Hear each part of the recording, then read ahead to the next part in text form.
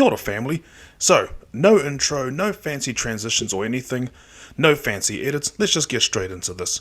While I was in the middle of gathering footage for my part 2 of my personal experience with the Big 3, I came across quite a lot of news which has been addressed before, but now it seems to be in full swing and no one is happy about it. And to be fair, rightfully so. For anyone who is unaware, Bandai Namco has gone out of their way to send infringement notices to certain people who use mods. And it has gotten to the point where they have told them that either they take it down or they take action. And yeah, this is a bit concerning because I was like, what the hell, all of this over mods? But the reason why I wanted to talk about it is because of the type of mod they are going after.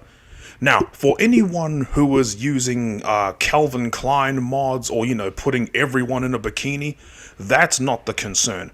No, this was actually concerning the Devil Rainer mod. So yeah, the people who are showcasing actual assets in the game that are not meant to be used publicly by anyone, that is who Bandai is going after. So anybody using Devil Rainer, Angel Jin, all of those mods, modding in the unplayable characters that are actually owned by Bandai's intellectual properties, that's what they're going after.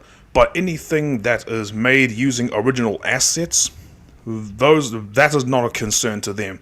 But their own actual property is what is raising red flags. And when I saw this, I was like, okay, there are two things to this. One, it's stupid, and two, this actually happened before in Tekken 7, where hackers in ranked gameplay as well as quick match used Devil Kazumi.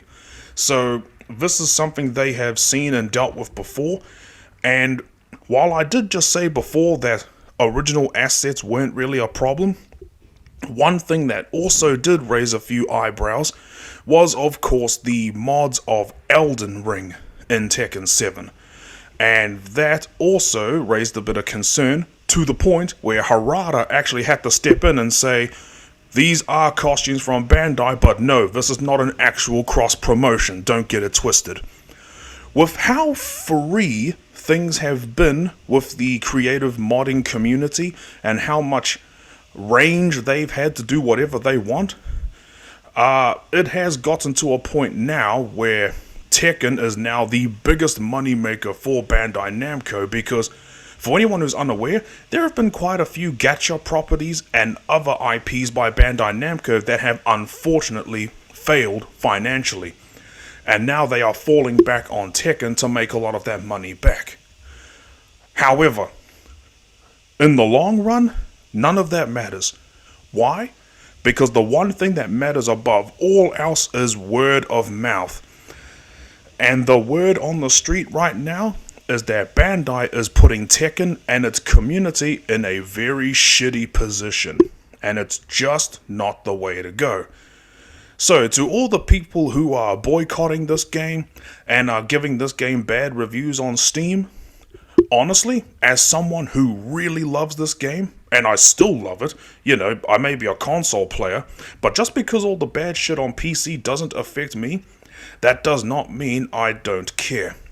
So, if you want to raise awareness about this and you want to let Bandai know that this isn't the way to go, you shouldn't be going after your community about this, then feel free to keep doing that.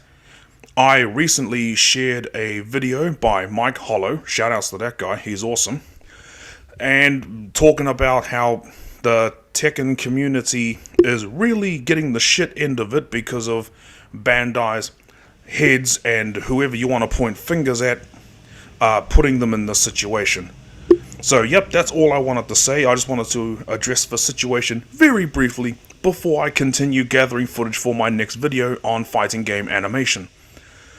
So yep, great game, doing very well, but this situation where the community is just, yeah, it ain't the one. It ain't the one. So yep, that's all I wanted to say. Thank you for listening to this very brief message, if you want to call it that. And yep, I will see you when I've managed to get my video done. But until then, have a good one, whānau. Ka kite.